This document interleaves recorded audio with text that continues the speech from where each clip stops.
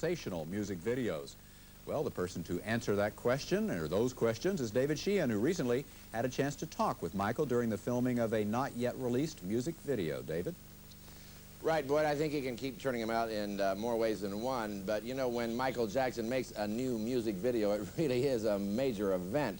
Not an event the media is allowed to cover, however, except by special invitation, and I was lucky enough to get the only one.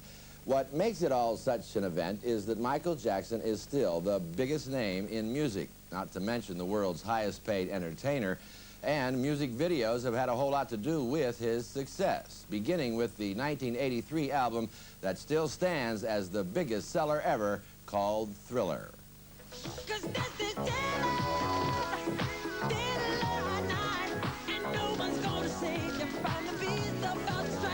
The record-setting 48 million copies Thriller has sold sent Michael Jackson's solo career soaring toward superstardom, with the Thriller video playing a very big part in that success. So, since that video was directed by John Landis, the man behind films like Animal House, Trading Places, and Twilight Zone, Michael has gone back to John Landis 8 years later to direct his new one, working together with Landis to orchestrate each and every detail. I know. Do you want to rehearse? He always told me to stay behind her. Do you want, oh, so we're Slow gonna... down. I have to be behind her. See, that's what pushes me further. Should we start her a little in front of you? Maybe, yes. Michael obviously feels confident that John Landis will once again deliver the dazzle the way he did on Thriller. It was like a picture I had made called An American Werewolf in London, and his idea was he wanted to turn into a monster. So on Thriller, I basically made that, and Michael kind of showed up, and it was great. This is different. Here it's now, you know, 7 or 8 years later, and Michael is now Godzilla, you know, and yeah. So he, on this one, I'm really just a hired hand here. I'm trying to realize Michael's vision.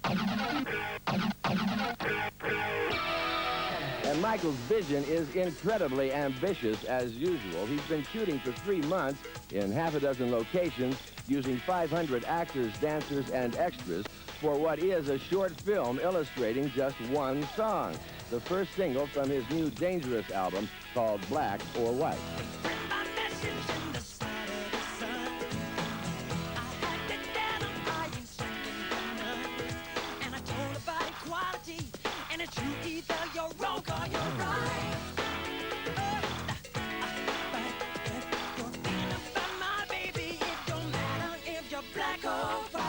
The song Black or White has sort of international, interracial themes about racial equality and stuff. So we've, in this short piece, we've had African dancers and Russian dancers, and tonight we're shooting an East Indian dancer. The song's highly energized plea for equality and harmony among all races obviously means a lot to Michael, and even though he's been doing this sort of thing since childhood, he still has a sense of nervous excitement about getting this one right, almost like opening night adrenaline.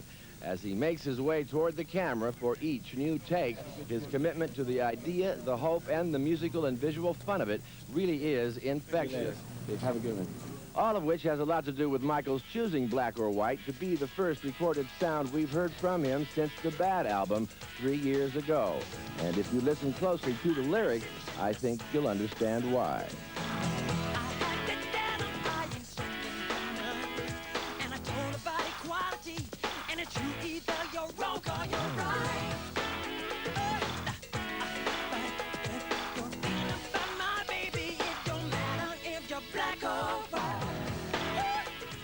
Yeah, the finished video, by the way, is still being worked on, even as we speak, for its premiere this Thursday on Black Entertainment Television, better known as BET, and Music Television, better known as MTV, along with a special shot at the end of The Simpsons on Fox.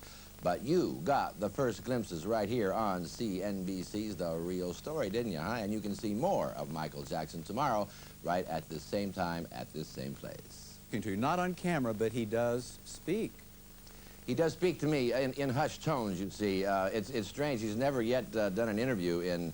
I think he did an interview once when he was about 10 or 11 years old. He made a few offhand comments with John Landis during the making of Thriller video. but he, as you well know, has never sat down to do a one-on-one, eye-to-eye interview with anybody. He's a little shy about that.